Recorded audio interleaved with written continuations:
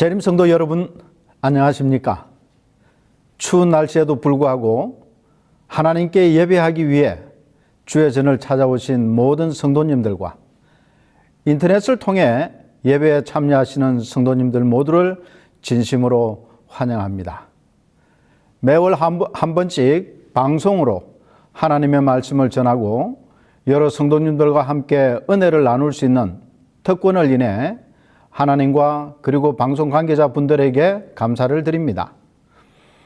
지난 3년 동안 말씀을 전할 수 있었던 기회들이 제게는 너무나 소중하고 귀한 특권이었고 가슴 벅찬 경험이었습니다. 사실 청중이 누구인지 어떤 형편과 상황에 있는지 알지 못하고 설교하는 것만큼이나 어렵고 힘든 것은 없습니다. 동료 목회자들 간에 가장 힘들고 하기 어려운 설교가 어떤 설교인가에 대해 이야기할 때가 있는데 언제나 결론은 헌금 강조 설교와 장례식 설교라고 결론 짓습니다. 그런데 제가 실제로 해보니 인터넷을 통해 불특정 다수를 대상으로 하는 설교가 훨씬 더 어렵고 힘든 것 같습니다. 그렇지만 기도하며 정성을 다해 준비한 설교를 통해 한 사람이라도 감동을 받고 새로운 결심을 하고 하나님 앞으로 더 가까이 나가게 했다면 이보다 더 큰 기쁨과 감격 또한 없으리라 생각을 합니다.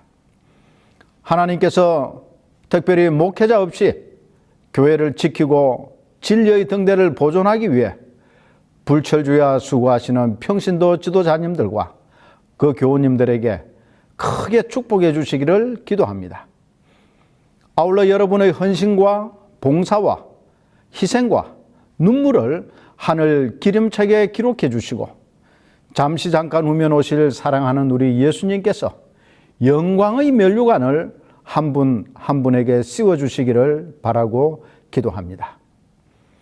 여러분들께서 교회를 위해 복음 사업을 위해 흘리신 눈물과 헌신과 기도가 풍성한 결실로 열매 맺기를 주의 이름으로 축원하는 바입니다. 우리는 살아가면서 다양한 인간관계를 맺고 삽니다.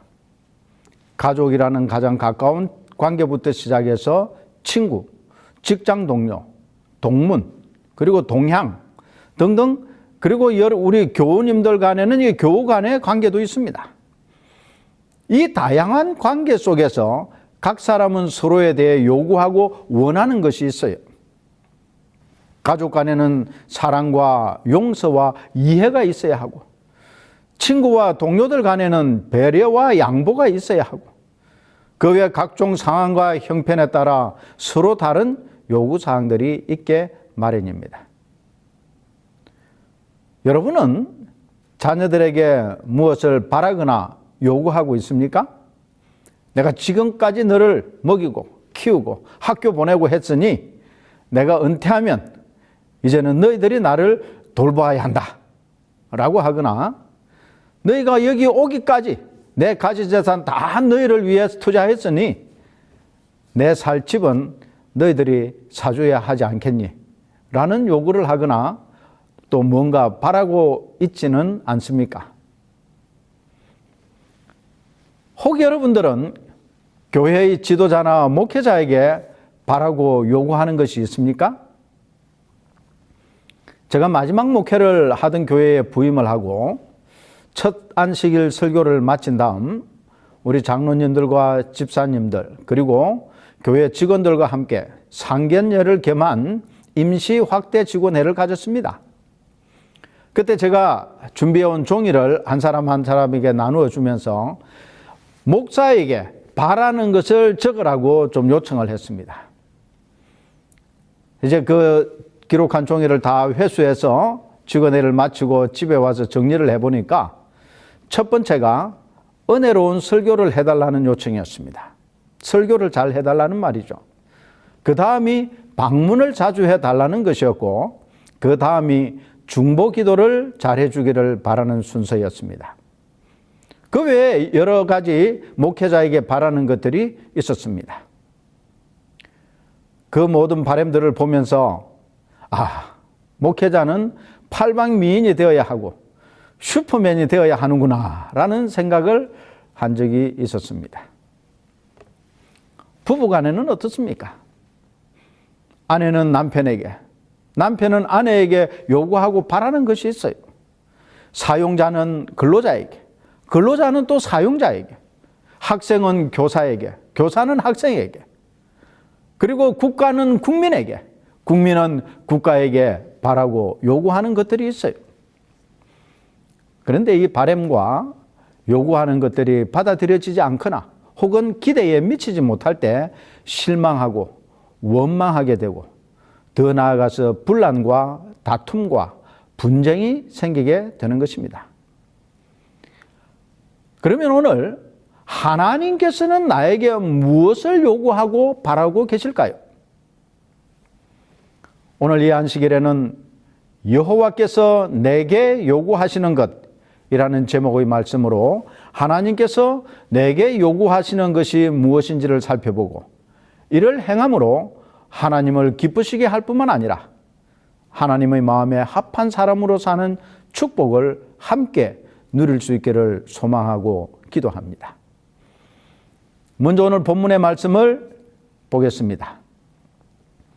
이스라엘아, 내 하나님 여호와께서 내게 요구하시는 것이 무엇이냐? 곧 내 하나님 여호와를 경외하여 그 모든 도를 행하고 그를 사랑하며 마음을 다하고 성품을 다하여 내 하나님 여호와를 섬기고 내가 오늘날 내 행복을 위하여 내게 명하는 여호와의 명령과 규례를 지킬 것이 아니냐. 신명기 10장 12절부터 13절의 말씀입니다. 이 본문의 말씀을 보면 하나님께서 이스라엘 백성을 택하시고 친백성으로 삼으신 다음에 그들에게 요구하는 것이 무엇인지를 알려주셨습니다. 그런데 이 요구와 바람은 과연 이스라엘 백성들에게만 하시는 것일까요? 하나님께서는 오늘 우리를 부르시고 하나님의 자녀가 되게 하셨는데 그 하나님께서 우리에게 바라시는 것이 분명히 있을 것입니다. 하나님께서 오늘 내게 요구하시는 것은 무엇이며 어떤 것일까? 우리 함께 깊이 생각해 보시기를 바랍니다. 오늘 본문의 말씀은 하나님께서 모세를 통해 십계명을 두 번째 주신 후 하신 말씀입니다.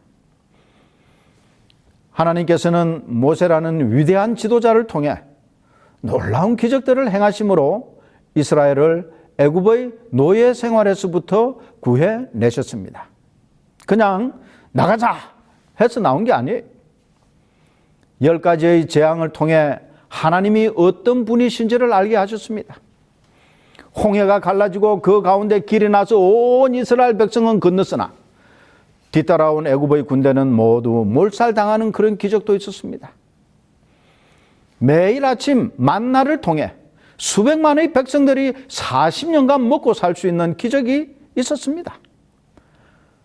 낮에는 구름 기둥이 사막의 뜨거운 햇빛을 가려주었고 밤에는 불기둥이 이스라엘 백성들의 장막 위에 펼쳐져 추위를 이기게 해주시는 기적을 통해 하나님이 살아계시고 그들 가운데 함께 계심을 보고 알 수 있도록 역사하셨습니다. 그럼에도 불구하고 지도자 모세가 없는 40일을 기다리지 못하고 송아지 우상을 만들어서 애굽으로 돌아가자고 아우성을 치고 먹고 마시며 광란의 상태 속에 빠져들었습니다. 저는 이 사건을 보면서 이스라엘 백성들이 어떻게 이럴 수 있을까? 홍해의 기적을 경험한 지 얼마나 지났다고 하나님을 잊어버릴 수 있을까? 매일 아침 만나를 먹고 구름 기둥과 불기둥이 그들을 둘러싸고 있는 것을 보면서 어떻게 하나님을 잊어버리고 송아지 우상을 만들어 경배할 수 있을까 하는 의문이 생겼습니다. 그런데 제 자신의 삶을 조금만 들여다보면 저 또한 이스라엘 백성들과 별반 다를 것이 없다는 사실을 발견하고 깜짝 놀라곤 합니다. 매일매일 하나님의 은혜와 자비하심, 눈동자같이 보호하시고 지키시고 돌보시는 하나님이 계심에도 불구하고 조그마한 어려움이나 시련, 또 때로는 실패나 공공함을 당하면 하나님은 어디 계신가? 라고 불평하며 의심합니다. 내가 가진 신앙으로 인해서 조그마한 시련이나 어려움이 오면 아유, 어쩌다 재림교인이 되어 이렇게 불편하고 힘들게 살아야 하나? 하필이면 재림교인이 되어 먹고 싶고 하고 싶은 것도 마음대로 못하게 살아야 하나? 라는 원망도 하고 불평할 때가 종종 있습니다. 여러분은 혹시 그런 경험을 한 적이 있으십니까? 여러분, 우리가 이스라엘 백성들의 이 실수를 결코 되풀이하지 않도록 결심하게 되시기를 바랍니다. 오늘 우리에게 요구하시는 것은 고대 이스라엘 백성들에게 요구하신 것과 동일합니다. 본문의 말씀에서는 5개의 중요한 동사형 단어가 들어 있습니다. 첫째는 경외하라. 둘째, 행하라. 세 번째, 사랑하라. 네 번째, 섬기라. 그리고 지키라. 입니다. 이 5가지 행동 강령은 우리의 일상생활에서 하나님께서 요구하시는 것이 하나님을 첫째로 삼는 삶을 사는 것이며 어떻게 그 하나님을 첫째로 삼으며 살 수 있는지를 구체적으로 가르쳐 주는 것입니다. 여러분, 이 5가지 행동 강령의 그 배열이 참 흥미롭습니다. 하나님 사랑이라는 대원칙에 4가지의 실천 강령이 달려 있는 것이, 즉 하나님 사랑을 가운데 두고 앞뒤로 그 방법을 설명하는 것입니다. 첫 2가지는 경외함과 도를 행하는 것이고, 뒤의 2가지는 여호와를 섬기고 그의 율법을 지키는 것입니다. 다시 말해 뒤의 2가지는 앞의 2가지를 좀 더 구체적으로 설명하는 것이에요. 하나님께서는 옛 이스라엘 백성이나 오늘을 살아가는 영적 이스라엘 백성이 된 우리에게 요구하시는 것이 동일한데, 그것은 곧 하나님을 사랑하는 것입니다. 하나님을 사랑하는 것은 그분을 우리 삶의 첫째로 삼게 해주는 것입니다. 사도 바울은 사랑의 중요성을 이렇게 요약하고 있습니다. 간음하지 말라, 살인하지 말라, 도적질하지 말라, 탐내지 말라 한 것과 그 외에 다른 계명이 있을지라도 내 이웃을 내 자신과 같이 사랑하라 하신 그 말씀 가운데 다 들었느니라. 그러므로 사랑은 율법의 완성이니라고 로마서 13장 9절부터 10절에 기록하고 있습니다. 예수님께서도 직접 그 사랑이 우리 모든 삶의 중심이요 첫째가 된다는 것을 말씀하셨습니다. 마태복음 22장 35절부터 40절에 어느 계명이 큰지를 예수님께 질문하는 율법사에게 다음과 같이 대답하셨습니다. 내 마음을 다하고 목숨을 다하고 뜻을 다하여 주 너희 하나님을 사랑하라 하셨으니 이것이 크고 첫째 되는 계명이요 둘째는 그와 같으니 내 이웃을 내 몸과 같이 사랑하라 하셨으니 이 2 계명이 온 율법과 선지자의 강령이니라. 그런데 하나님께서 돌판에 새겨온 모세를 통해 이스라엘 백성에게 주신 10계명은 그들로 하여금 하나님 사랑, 하나님을 첫째로 삼고 사는 생활을 성공적으로 이끌지 못했습니다. 실패했어요. 그들은 다 지키겠노라고 큰 소리로 약속하고 장담했지만 실패했습니다. 우리 또한 이 10계명을 우리의 힘으로 지키려고 노력한다면 이스라엘 백성들처럼 실패할 수밖에 없습니다. 그러므로 하나님께서는 새로운 형태의 하나님 사랑하는 법을 예레미야 선지자를 통해 제시해 주셨습니다. 나 여호와가 말하노라. 그러나 그날 후에 내가 이스라엘 집에 세울 언약은 이러하니 곧 내가 나의 법을 그들의 속에 두며 그 마음에 기록하여 나는 그들의 하나님이 되고 그들은 내 백성이 될 것이라. 예레미야 31장 33절의 말씀입니다. 이제까지는 계명을 주시고 규례를 제정하시고 각종 절기를 주시고 성소와 성소에서 행해지는 제사 제도를 주시면서 이스라엘 백성에게 하나님 사랑하는 것을 첫째로 삼도록 하셨으나 그 뜻은 이루어지지 않았습니다. 죄된 본성으로는 하나님의 법을 따름으로 하나님을 첫째로 삼을 수 없음이 입증되었습니다. 마치 부모가 자녀를 사랑하는 법 10가지를 적어놓고 매일 그것을 읽으면서 사랑하려고 한다면 어떨까요? 이 부모의 자녀에 대한 사랑은 본능적인 마음에서부터 저절로 나오는 것이지 어떤 부모의 행동 강령을 적어놓고 읽고 외워서 되는 것이 아니듯이 하나님 사랑은 우리의 마음에서 자연적으로 생겨나야 하는 것입니다. 그러므로 우리가 하나님께서 오늘 우리에게 요구하시는 하나님 사랑은 죄된 우리가 죄에 대해서는 죽고 그리스도 안에서 새롭게 태어날 때에만 가능한 것입니다. 사도 바울은 이 사실을 분명하게 선언하고 있습니다. 그런즉 누구든지 그리스도 안에 있으면 새로운 피조물이라. 이전 것은 지나갔으니 보라 새 것이 되었도다. 고린도후서 5장 17절의 말씀이에요. 오늘 이 시간 우리는 그리스도 안에서 새로운 피조물, 새 사람, 거듭난 사람이 되어야 하는 것입니다. 우리는 참 이기적인 존재예요. 그래서 항상 내가 앞섭니다. 내가 내 인생의 주인공인 것처럼 행동하고 생각합니다. 그래도 하나님께서는 여전히 우리를 사랑하시고 돌보시고 기다려 주십니다. 얼마나 감사한 일입니까? 여러분이 어린아이를 보면 얼마나 이쁩니까? 하는 행동 하나하나가 부모에게 기쁨을 주고 무한한 행복감을 가져다 줘요. 이처럼 이 너무 예쁘고 순진하고 사랑스러운 아이지만은 한편으로 보면 이기심 100%의 존재입니다. 부모가 피곤하고 힘들어도 전혀 고려하지 않고 자기 배고프면 울고 불편하면 시도 때도 없이 웁니다. 밤에 몇 번씩 잠을 깨도 아랑곳하지 않습니다. 이기심 덩어리.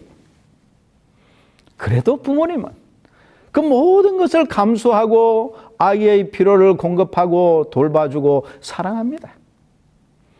혹 아기가 아플 때는 자신이 대신 아프고 아기가 건강할 수 있다면 기꺼이 그렇게 할 만큼 사랑하는 것이. 여러분, 우리가 하나님께 이처럼 이기적인 존재이지 않습니까? 그럼에도 불구하고 하나님께서는 여전히 우리를 돌보시고 지키시고 인도하시고 매일의 필요를 채워주시고 시험을 이길 힘을 주시고 마침내 죄에서 구원하여 영원한 하늘로 우리를 데려가실 것입니다. 인터넷에서 본 글이 제 마음에 너무 와닿아서 여러분들에게 좀 소개해 드리고자 합니다. 제목은 하나님은 3등입니다 라는 시예요. 1등은 하고 싶은 일, 2등은 해야 하는 일, 3등은 하나님 만나는 일. 하고 싶은 일 다 하고 해야 하는 일도 다 마치고 그 후에 여유가 있으면 하나님을 만나줍니다. 하나님은 3등입니다. 어려운 일이 생길 때도 하나님은 3등입니다. 내 힘으로 한번 해보고 그래도 안 되면 가까이 있는 사람에게 도와달라고 하고 그나마도 안 될 때 하나님을 부릅니다. 하나님은 3등입니다. 거리에서도 3등입니다. 내게 가장 가까이 있는 것은 내 자신, 그 다음은 내 마음을 알아주는 사람, 그 다음에야 저 멀리 하늘에 계신 하나님이십니다. 하나님은 3등입니다. 그런데 하나님께 나는 1등입니다. 무슨 일이 있어도 내가 부르기만 하면 도와주십니다. 내가 괴로워할 때는 만사를 제쳐놓고 달려오십니다. 아무도 내 곁에 없다 생각될 때는 홀로 내 곁에 오셔서 나를 위로해 주십니다. 나는 하나님께 언제나 1등입니다. 나도 하나님을 1등으로 생각했으면 좋겠습니다. 만사를 제쳐놓고 만나고 작은 고비 때마다 손을 내미는 나도 하나님을 1등으로 모셨으면 좋겠습니다. 내게 1등이신 하나님을 나도 1등으로 모시고 싶습니다. 참 제 마음에 큰 울림을 준 시였습니다. 여기에는 어떤 시적인 기교도 없고 은유도 없이 그저 담담하게 나의 마음을 솔직하게 드러낸 것 같아 부끄럽기도 하고, 후반의 그것이 저자의 결심처럼 나도 그렇게 해야겠다는 마음의 다짐과 결심을 하게 해준 시였습니다. 오늘 나에게 하나님께서 원하시고 바라시고 요구하시는 것이 무엇인지 살펴보았습니다. 바로 하나님을 사랑하는 것이요, 하나님을 내 삶의 첫째로 삼는 것입니다.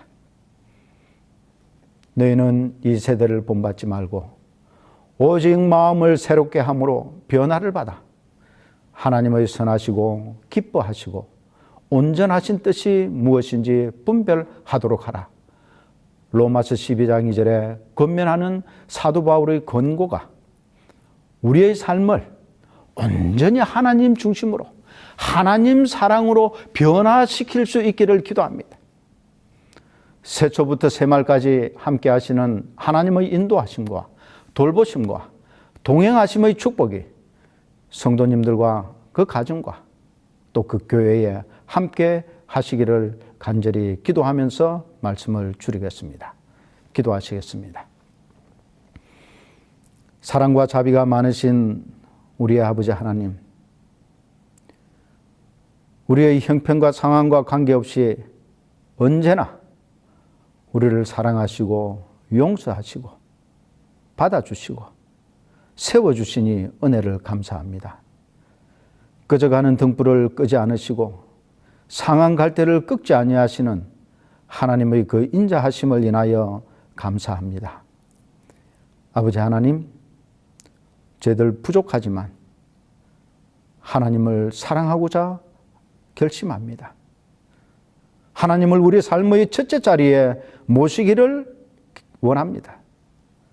아버지 하나님, 우리의 결심과 바람이 우리의 삶 속에서 실천되어질 수 있도록 믿음과 힘과 용기를 허락해 주시옵소서. 예수님 이름으로 감사하며 간절히 기도드리옵나이다. 아멘.